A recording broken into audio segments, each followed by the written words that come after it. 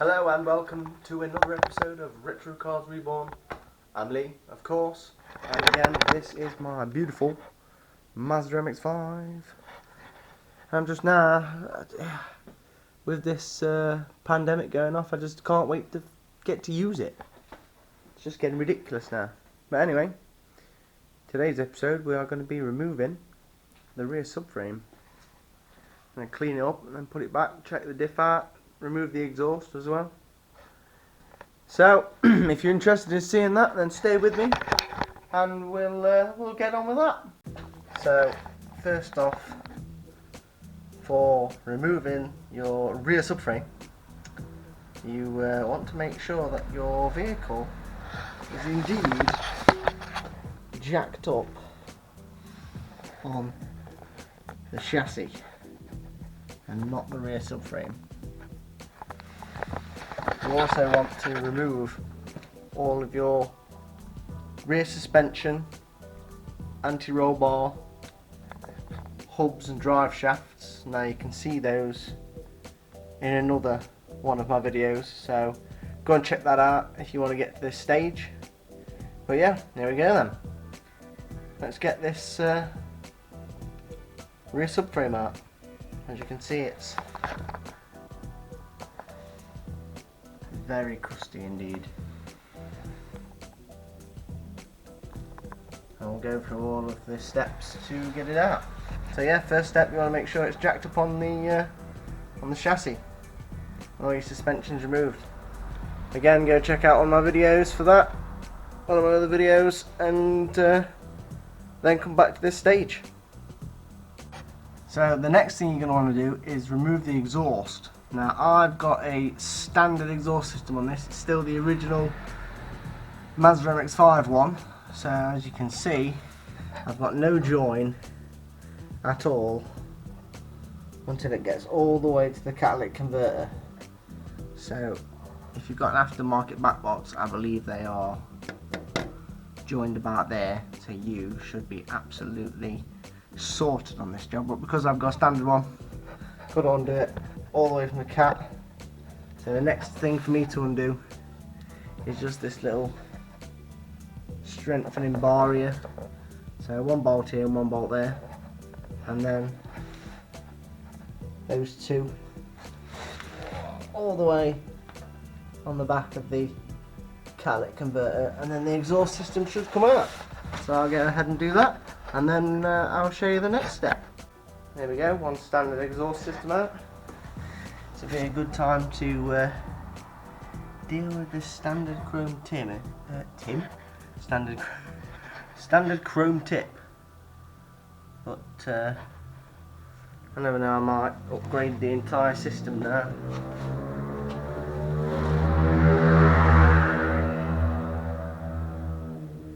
It's just one other bracket underneath it you can undo, look, without having to take this rubber out. Just two 12mm bolts in the floor pan. And there you go, the whole thing comes out.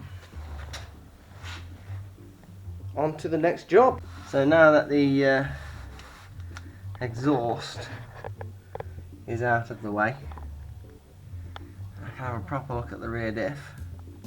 Now would be a perfect chance to like paint all these bits at the back. I already did them, look.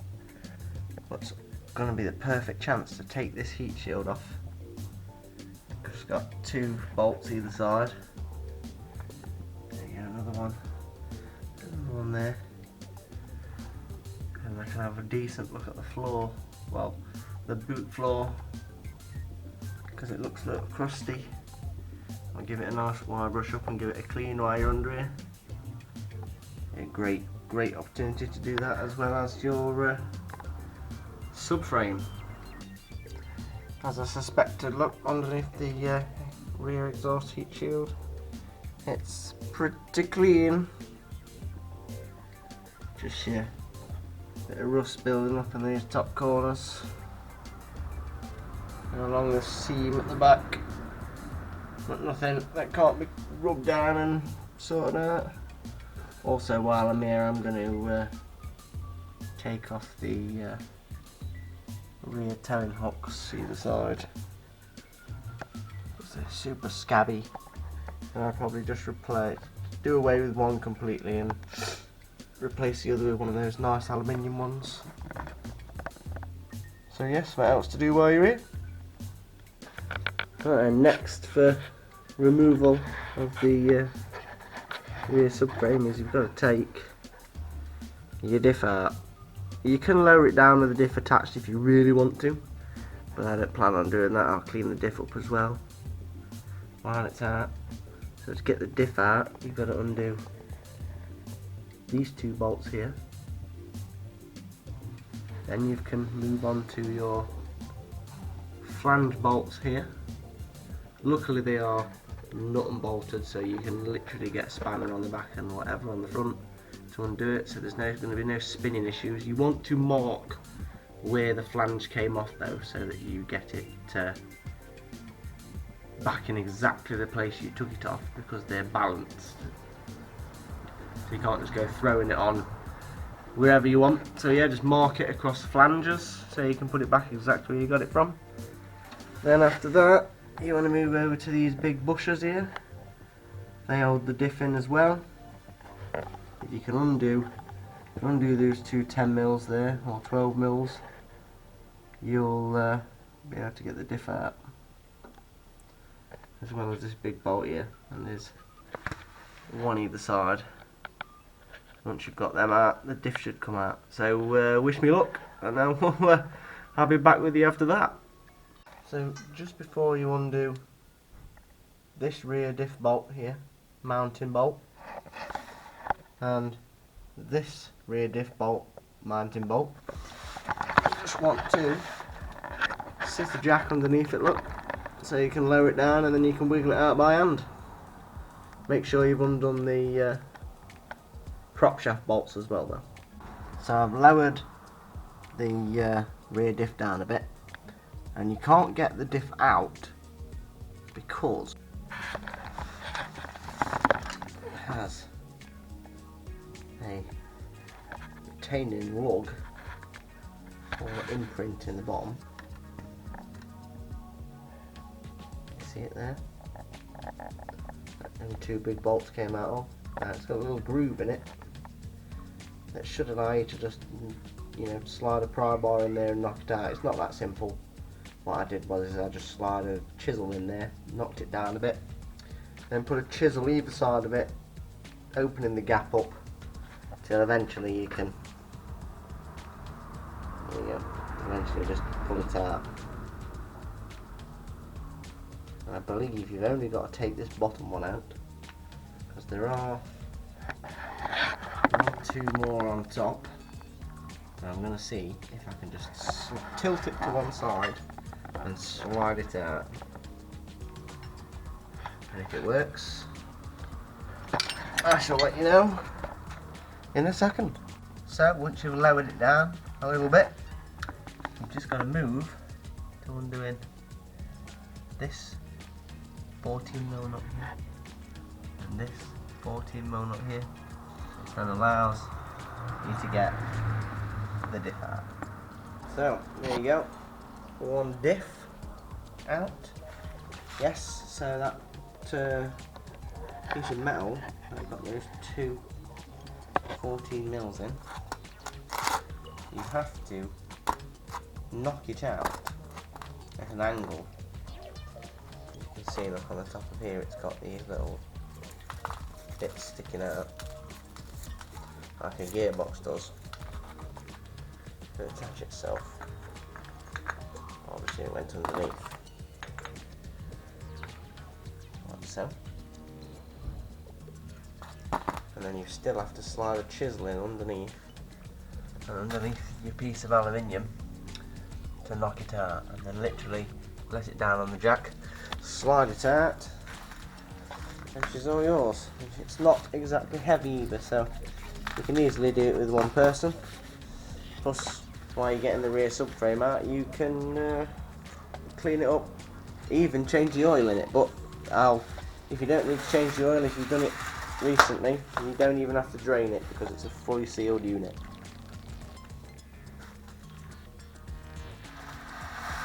There you go, look, that demonstrate that it is a limited slip diff, because if you turn this one in a forward direction, the other one follows. If it was an open diff, when you turn this one forward, that one would turn backwards. But no, definitely an LSD this. So right, and now that's out of the way, it's literally just the subframe to remove, a couple of bolts, and it should be done. Oh, actually no, there's two other little things you've got to look at, because you've got your brake pipes attached to this side and a brake pipe the other side, which you're supposed to take off and then have to re-bleed all the rear brake up that side, but I'll show you a way of not having to do that. So I'll show you that in a second. Next, you're going to want to remove these two 10mm bolts, and as you can see, one snapped. That releases your brake block that separates the fluid from this side to the other side,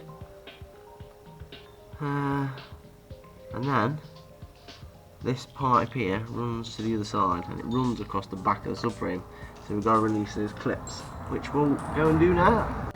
Just a little side note as well, once you've got this diff out, you want to support the what should we call this? Ladder? Mx5 ladder. And it's funky, innit? Mx5 ladder. I mean, it kind of looks like a ladder.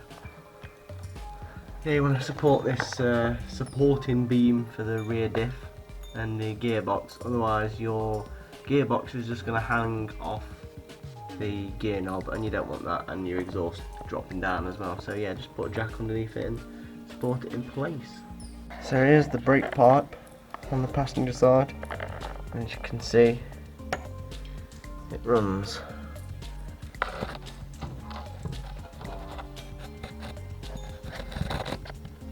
along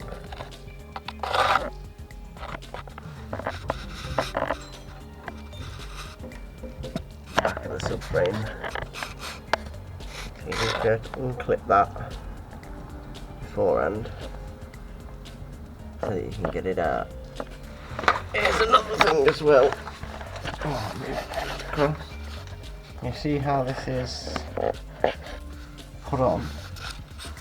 So basically, it's forcing you to have to undo the brake pipe from the brake hose to take it out. Now I come across a similar situation on the Mark II MR2 on the front shocks, and the rear shocks, they're the same. We've got this block around it.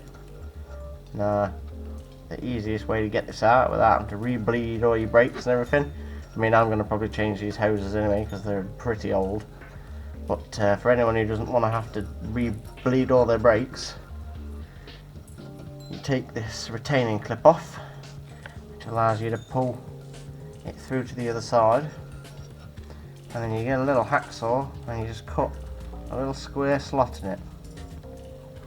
So then it allows you to just pull the brake hose out of the way and leaves all natural and everything, and you just literally, when I've got the subframe off, we can clean it up and make it a little bit nicer. Still allows you to put the retaining clip in, still does its job, and it allows you to take it off without having to change all the brake lines and whatnot. So we'll go ahead and do that, and now we'll show you the result after. Yeah, so there you go, you just cut yourself a little slot in the side, and it allows you to literally just press the brake pipe through. Look. No brakes to bleed, no nothing. As easy as that, and it still allows you to put the retaining clip back on.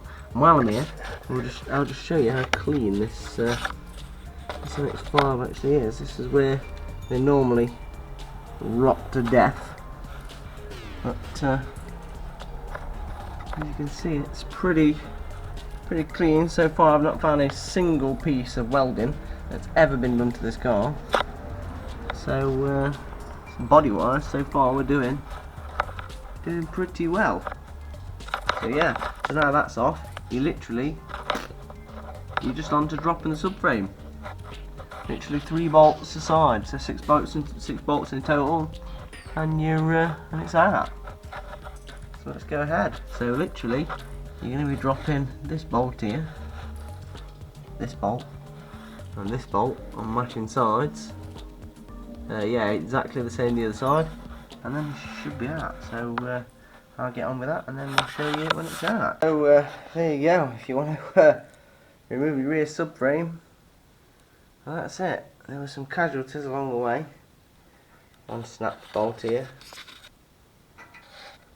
one snap bolt there. Where was the other one? There was another snap bolt in this top bit here, I think. As you can see, it doesn't weigh a lot. Yes. There we go. Snap bolt there, so literally just drill that out, nut and bolt it. That'll be sound. And I'll do the same with that snap bolt there as well. You just drill it out, nut and bolt it. So there you go. So now you can move on to painting it.